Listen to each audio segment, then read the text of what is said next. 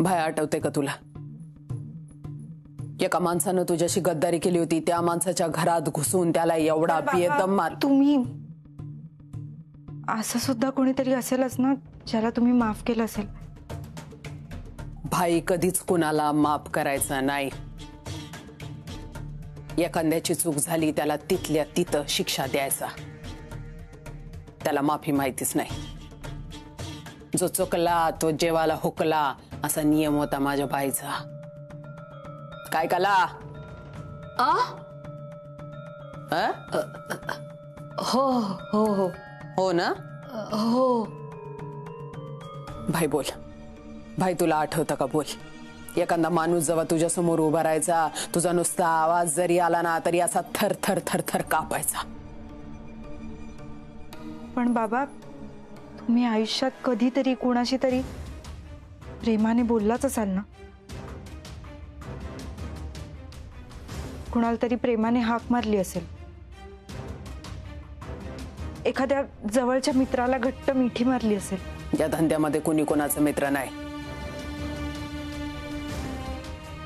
प्रत्येकाच्या आयुष्यात त्यांचा त्यांचा एक जवळचा मित्र नक्की असतो. बाबा, तुम्ही असे क्षण आठवा ना ज्याने तुम्हाला समाधान मिळालं असेल. एखादा असा माणूस ज्याला तुम्ही निस्वार्थीपणे मदत केली असेल. काय ग कला, तुला नाही आठवतोय भाईचे गुंडगिरीचे किस्से? बोल की. रक्षाबंधनाला मी ना भाईला स्वतःच्या हाताने राखी बनवायचे आणि भाई सुद्धा म्हणायचा की कलाच्याच हातून मी राखी बांधून घेणार बरं का. हेच आपण आपल्या माणसांबरोबर घालवलेले आनंदाचे क्षण खूप महत्त्वाचे असतात आपल्यासाठी. बाबा, आज तुमचा मुलगा डॉक्टर झालाय आणि तुम्हाला कोमातून बाहेर काढण्यासाठी तो सगळे प्रयत्न करतोय. त्याचं खूप प्रेम आहे हो तुमच्यावर. जेव्हापासून तुम्ही कोमामध्ये गेलात त्याच्या डोक्यात फक्त तुमचे विचार असतात बाबा. बस. मी मधी बोलत असताना तू मधी बोलायचं नाही. तू बोलत असताना मी बोलले का नाही ना? गप्प बसायचं. मग भाई, 15 वर्षापूर्वी तुझी ही अवस्था ज्या हवालदारानं केली तो हवालदार अजून बी जिवंत आहे. तुला माहितीये तो हवालदार कोण आहे ते? मी आत्ता हित सांगते तो हवालदार कोण येते. तो आहे या पोरीचा बाप.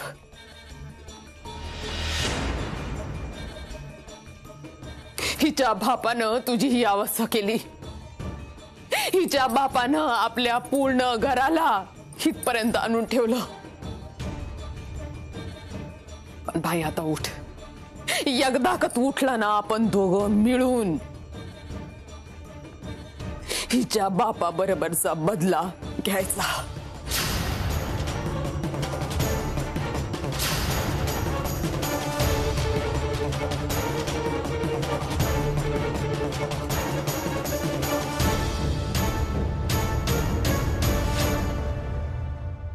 कला,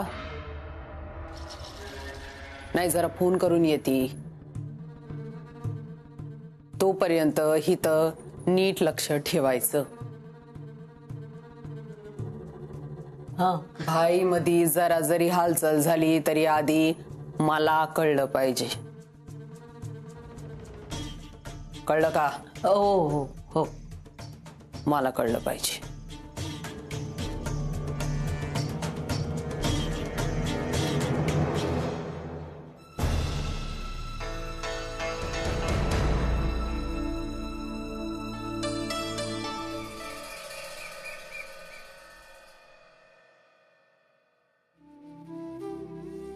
अहो, तुम्ही कधीपासून या पेपर मधल्या भविष्यावर विश्वास ठेवायला लागलात?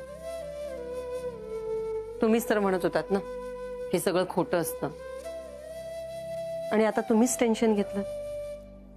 लक्ष्मी, ती बाई कशी आहे ना तुला माहित नाही.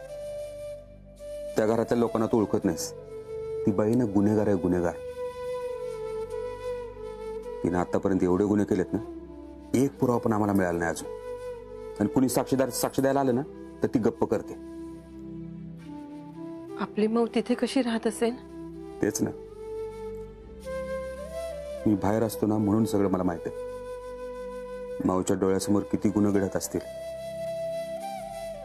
आणि आपली माऊ सून आहे त्या घरची, कसं सहन करत असेल काय माहिती. तुम्ही नका काळजी करू. चांगल्या माणसांच्या संगतीत वाईट माणसं सुद्धा चांगली होतात. हे पुस्तकात वाचायला चांगलं आहे, पण हे जग ना वेगळं आहे. इथं चांगल्या माणसाला खाली दाबलं जातं आणि त्याचा आवाज असा कायमचा बंद केला जातो. पण तरी मला आपल्या संस्कारांवर विश्वास आहे. लोखंडाला कसंही ठेवलं ना तरी त्याला गंज लागतोच. पण त्याची नीट काळजी घेतली, त्याला लेप लावला की गंज लागत नाही. आपले संस्कार लिपासारखं काम करते.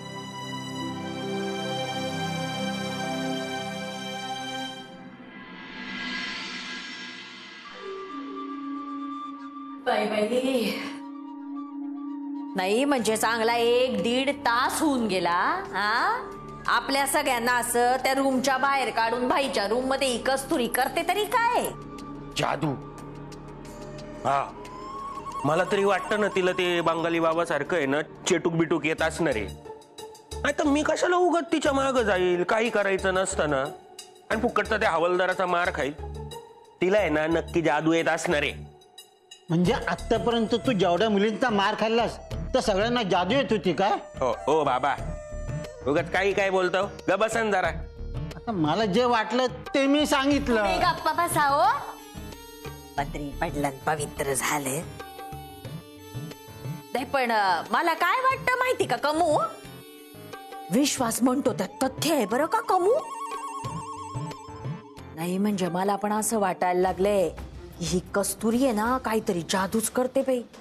आता बघ ना, आपला सौरभ एवढा काय तो सार्जंट का सर्जन झाला आणि ही नर्स तरी हिच्या प्रेमात पडला ना.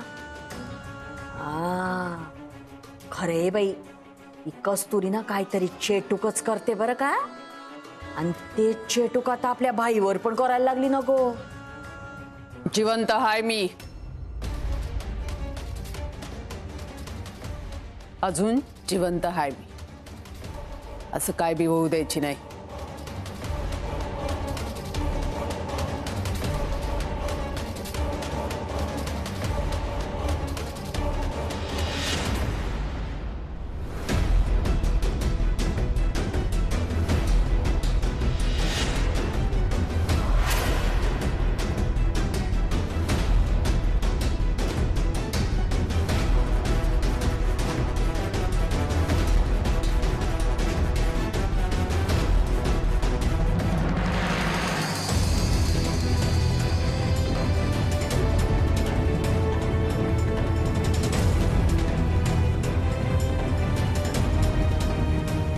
भाई,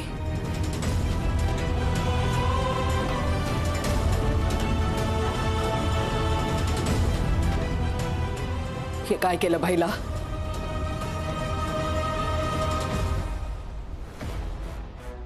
काहीच नाही. आणि आजपासून हे भाई नाही, हे आहेत प्रताप गंगाराम साटव. म्हणजे आपला भाई. भाई नाही, बाबा. आजपासून सगळ्यांनी यांना बाबा अशी हाक मारायची. अजिबात चालणार नाही.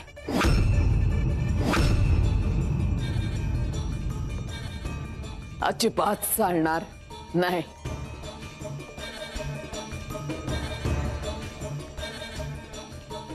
अजिबात चालणार नाही. या घराची ओळख तू मिटवायला निघालीस. मी शांत बसले.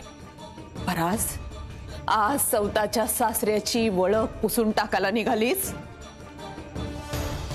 भाई हे नाव लोकांनी भाईला दिलं, भाईनं ते कमावलं आणि ते नाव पुसून टाकायची हिम्मत तरी कशी होते ग तुझी? पण मम्मी, भाई ही ओळख फक्त त्यांची नाही, आपल्या सगळ्यांची झाली आता. सगळे या घराला भाईंचं घर म्हणूनच ओळखतात. काय वाईट आहे त्याच्यात?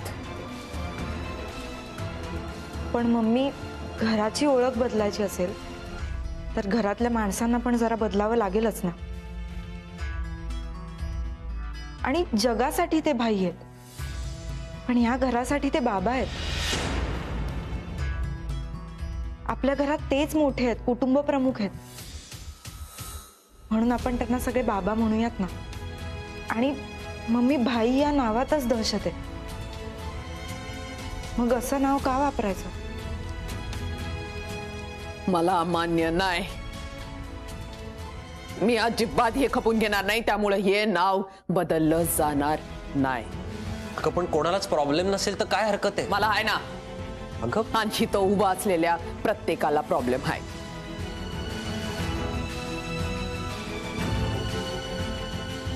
तुला बघायचंय? बघायचंय तुला? ज्या कुणाला हे नाव मान्य असेल त्यानं आपला हात वर करायचा.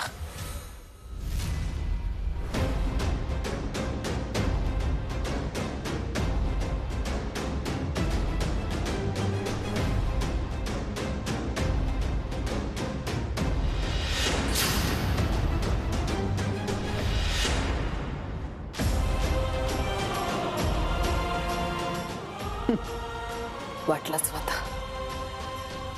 अजून कुणाला करायचंय का?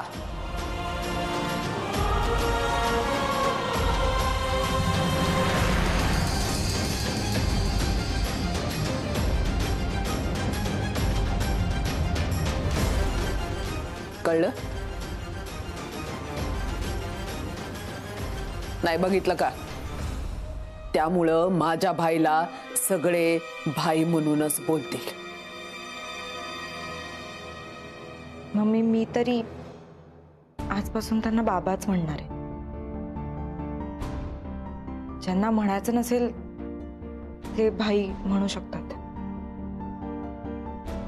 कस्तुरी, तू हे सांगायला आम्हाला सगळ्यांना इकडे बोलवलं होतं? नाही नाही, मग आत्या, गेली 15 वर्ष बाबा बेडवर पडून आहेत.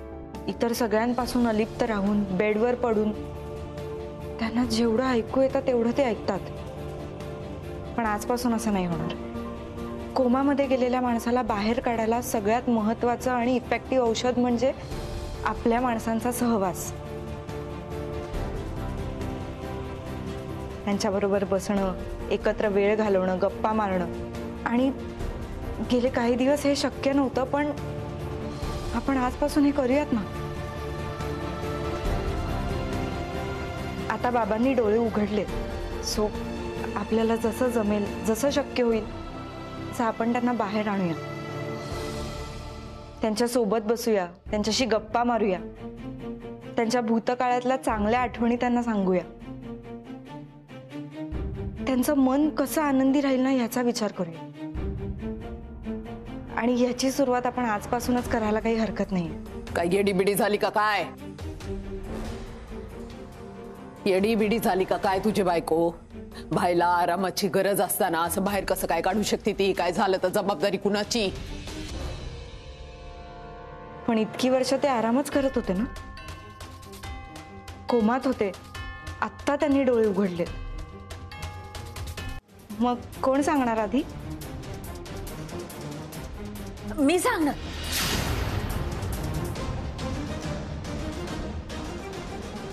आत्या, मम्मींनंतर बाबांबरोबर सगळ्यात जास्त वेळ घालवणाऱ्या तुम्हीच आहात. बाबांची एखादी जुनी आठवण सांगा ना. हो ना ग. बर का, सौरभ लहान होता तेव्हाची गोष्ट सांगते. आणि कमुना तेव्हा नवीन नवीनच घरात आली होती. आता कमूला काय ग, लहान मुलं सांभाळायची सवय नाही. आणि हा तुझा नवरा सौरभ आता आठवते होता ना, तसंच तेव्हा पण होता बर का. एकदा काय झालं, भाईच्या रूम मध्ये याने भोकाडच पसरलं का मला गोष्टच सांग. आता कमूला काही गोष्ट सांगता येईना, मग लागला ना मोठमोठ्याने भोकाड पसरून रडायला. तो भाई असा चिडला आणि कमूला जो का ओरडला का नाही आणि अशी बडबड बडबड करायला लागला तर कमू रडत रडतच गोष्ट सांगायला लागली सौरभला. आणि सौरभला ते बघून इतका आनंद झाला का सौरभ बोकाड बसून रडत होता ते थांबला आणि कमूकडे बघून हसायला लागला. बंद करा मस्करी. बास करा तुमचा फालतूपणा. मी फक्त बाईला हसवण्यासाठीच सांगितलं हे सगळं. तुला ना मी नंतर बघते. मम्मी एवढं चिडायला काय झालंय? मला विचारतोयस? तुझ्या डोळ्यात देखत तुझ्या मम्मीचा अपमान होतोय वरून मला विचारतोयस एवढं रागवायला काय झालं म्हणून? अगं मस्करी करत होते सगळे. हिचे डाव चांगले ओळखून आहे मी. भाईला हसवायचा प्रयत्न करण्याच्या नादात माझी मस्करी करताय बाय. बघतोयस ना भाई, सुरू तुझ्या डोळ्यासमोर तुझ्या मम्मीचा अपमान होतोय आणि तू हे कसं काय बघू शकतोस रे? कसं काय शांत बसू शकतोस तू? अगं इकडे सगळे बस, मला अजिबात काही ऐकायचं नाही.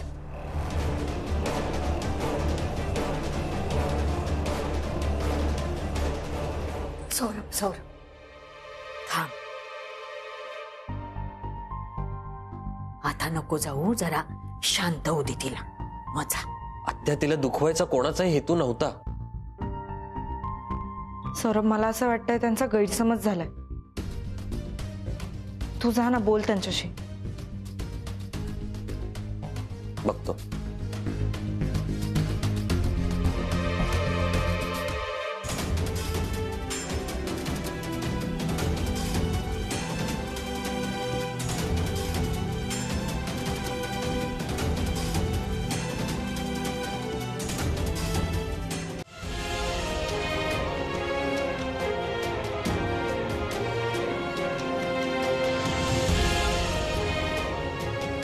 मम्मी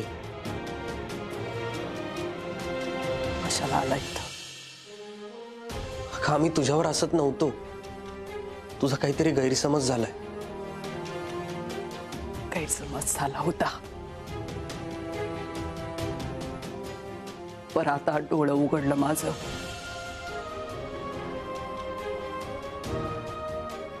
मला कळलंय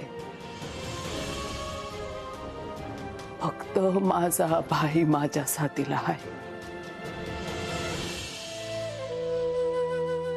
माझा स्वतःचा पोरगा सुद्धा त्याच्या बायकोचा ऐकतो. कस्तुरी, मगाशी मी तुझी बाजू घेतली नाही त्याबद्दल मला माफ कर बरं का. अगं नाही, माझा नाईलाज आहे बाई. काही झालं तरी या घरावर कमूचीच सत्ता आहे आणि मी तिची बाजू घेतली नसती ना तर तिनं पुन्हा एकदा आम्हाला घराबाहेर काढलं असतं. पुन्हा म्हणजे? नाही, इतकी वर्ष झाली मी कोणाला बोलले नाहीये, पण तुला म्हणून सांगते. 15 वर्षापूर्वी ना कमूने आम्हाला घरातून बाहेर काढलं होतं. पण का? कारण मी तिचं भांड फोडू नये म्हणून. त्यावेळेला सुद्धा तिला या घरावर सत्ता हवी होती आणि ते फक्त माझ्या लक्षात आलं होतं आणि ते मी भाईला सांगू नये म्हणून भाईच्या मनात माझ्याबद्दल वाईट साईट भरवलं, विष पेरलं आणि मला घरातून बाहेर काढलं. कस्तुरी, पण आता तू आली ना, मला बळ मिळालंय बरं का. मला खात्री आहे का माझ्या बाईला तू कोमतनं बाहेर काढशील. त्यासाठी तुला माझी काही मदत लागली तरी मी तुला मदत करायला तयार आहे. मग कमून मला पुन्हा एकदा घरातनं बाहेर काढलं तरी चाल. आत्या, आता मी आहे तोपर्यंत तुम्हाला या घरातून कुणीही बाहेर काढणार नाहीये.